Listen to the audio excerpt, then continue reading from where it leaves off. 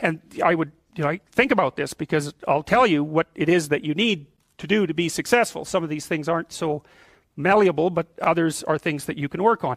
Well, IQ, well, that's a rough one, because there's no evidence, as far as I can tell, that you can do a damn thing about your IQ. I was just reading a paper by Dan Simon today. It's a relatively recent review. Dan Simon did the invisible gorilla stuff, and he was looking, because there's all these companies that claim that these online brain training exercises can produce cognitive improvements, and he reviewed the literature again. And I've reviewed that literature like 6 times in the last 15 years, because I keep hoping that someone will crack the problem, but it's always the same answer. It's like, you do brain training games, you get better at the game, a lot better at that game. You get slightly better at similar games, but distal games that are still heavily cognitively loaded doesn't affect your performance at all. Zero, none. So the issue of how to raise IQ, man, that's a killer. No one knows how to do it. I can tell you how to stop your IQ from decreasing as you get older. That's not so bad, because it does that. Fluid IQ decreases from the time you're 20, and pretty rapidly. It's physical health is the best preventative. So exercise, physical exercise. Weirdly enough, you'd think, well, why? Well, your brain uses oxygen like mad, right? And it needs to be kept clean and well oxygenated. And physical exercise, both like weightlifting, so anaerobic and aerobic exercise both seem to be very, very effective at staving off cognitive declines across the lifespan. So that's a really useful thing to know, because that's the only thing we know that does that. So then the next best predictor of lifetime success is conscientiousness. Well, so, and of the 2 aspects of conscientiousness, say orderliness and industriousness, the better predictor is industriousness. So the question is, well, what can you do about your industriousness? And the answer to that is, well, that's kind of rough too, because there's a strong genetic component. But you can work on micro habits with regards to your conscientiousness. And I think the best micro habits, this is partly to do with this future authoring program processes, I think the best thing you can do with regards to your conscientiousness is to set up some aims for yourself, goals that you actually value. And the future authoring program helps people do that. And basically, it does a situational analysis it helps you do a situational analysis of your life more than a psychological analysis, I would say. And so the questions are something like, well, all right, you're going to have to put some effort into your life. And you need to be motivated to do that. And so what are the potential sources of motivation? Well, you could think about them in the big 5 manner. If you're extroverted, you want friends. If you're agreeable, you want an intimate relationship. If you're disagreeable, you want to win competitions. If you're open, you want to engage in creative activity. If you're high neuroticism, you want security. Okay, so those are all sources of potential motivation that you could draw on, that you could tailor to your own, your own personality. But then there are dimensions that you want to consider your life across. And so we ask people about, well, if you could have your life the way you wanted it in 3 to 5 years, if you were taking care of yourself properly, what would you want from your friendships? What would you want from your intimate relationship? How would you like to structure your family? What do you want for your career? Well, how are you going to use your time outside of your job? And how are you going to regulate your mental and physical health, and maybe also your drug and alcohol use? Because that's a good place to auger down, because alcoholism, for example, wipes out, 5 to 10% of people. So you want to keep that under control. And then so maybe you develop a vision of what you would like your life to be, and that associates the goal. Once the goal is established, and then you break down the goal into micro processes that you can implement. The micro processes become rewarding in proportion, in relation to their causal association with the goal, and that tangles in your incentive reward system. We talked about the dopaminergic incentive reward system, and that's the thing that keeps you moving forward. And the way it works is that it works better if it produces positive emotion when it can see you moving towards a valued goal. Okay, well, what's the implication of that? Better have a valued goal, because otherwise you can't get any positive motivation working out. And so the more valuable the goal, in principle, the more the micro processes associated with that goal start to take on a positive charge. And so what that means is, well, you get up in the morning and you're excited about the day. You're ready to go. And so as far as I can tell, what you do is you specify your long-term ideal. Maybe you also specify a place you want to stay the hell away from, so that you're terrified to fail as well as excited about succeeding, because that's also useful. You specify your goal.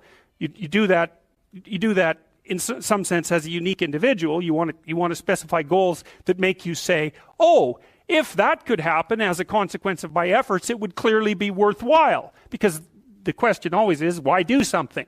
Because doing nothing is easy. You just sit there and you don't do anything. That's real easy. The question is, why would you ever do anything? And the answer to that has to be because you've determined by some means that it's worthwhile. And then the next question might be, well, where should you look for worthwhile things? And one would be, well, you could consult your own temperament. And the other would be, well, you kind of look at what it is that people accrue that's valuable across the lifespan. So you do a structural analysis of the subcomponents of human existence, and I already did that. You need a family, you need friends. Like, you don't need to have all these things, but you better have most of them. Family, friends, career, educational goals, plans for, time outside of work, attention to your mental and physical health, etc. That's what life is about. And if you don't have any of those things, well, then all you've got left is misery and suffering. So that's a bad deal for you. So once you set up that goal structure, let's say, and that's really in many ways that's what you should be doing at university. That's exactly what you should be doing, is trying to figure out who it is that you're trying to be, right? And you aim at that, and then you use everything you learn as a means of building that person that you want to be. And I really mean want to be. I don't mean should be. Even those things are going to overlap. And it's important to distinguish between those, because that's partly, and this is back down to the micro-routine analysis. So if I was saying, well, you're going to try to make yourself more industrious.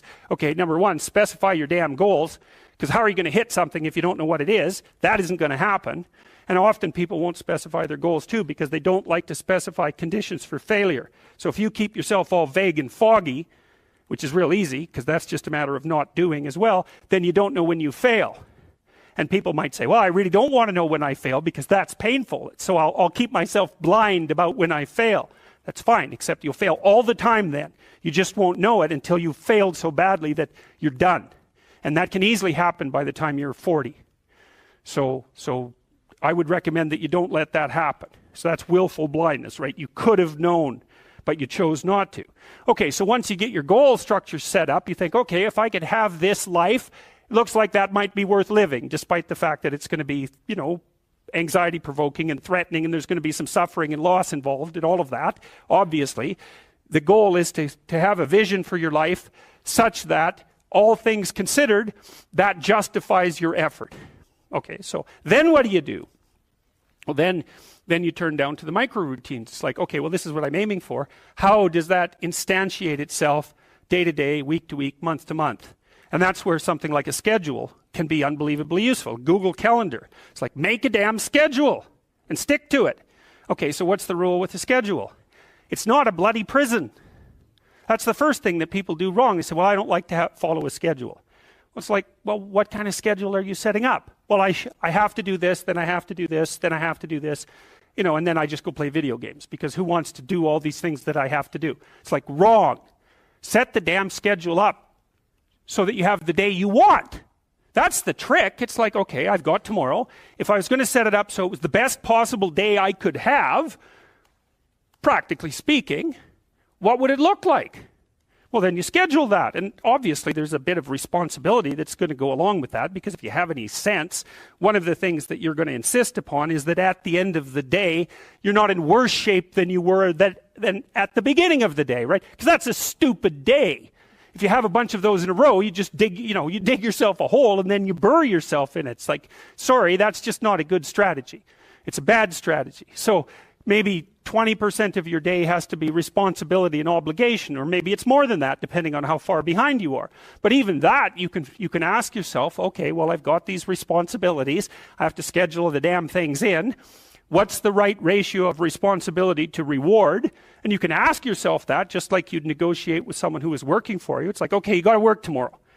Okay, so I want you to work tomorrow. And you might say, okay, well, what are you going to do for me that makes it likely that I'll work for you? Well, you could ask yourself that, you know. So maybe you do an hour of responsibility and then you play a video game for 15 minutes. I don't know, whatever turns your crank, man. But, you know, you have to negotiate with yourself and not tyrannize yourself.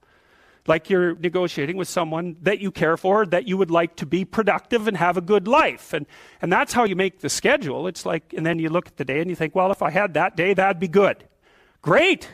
You know, and you're useless and horrible, so you'll probably only hit it with about 70% accuracy, but that beats the hell out of 0, right? And if you hit it even with 50% accuracy, another rule is, well, aim for 51% the next week, or 50.5% for God's sake, or because you're going to hit that position where things start to loop back positively and spiral you upward.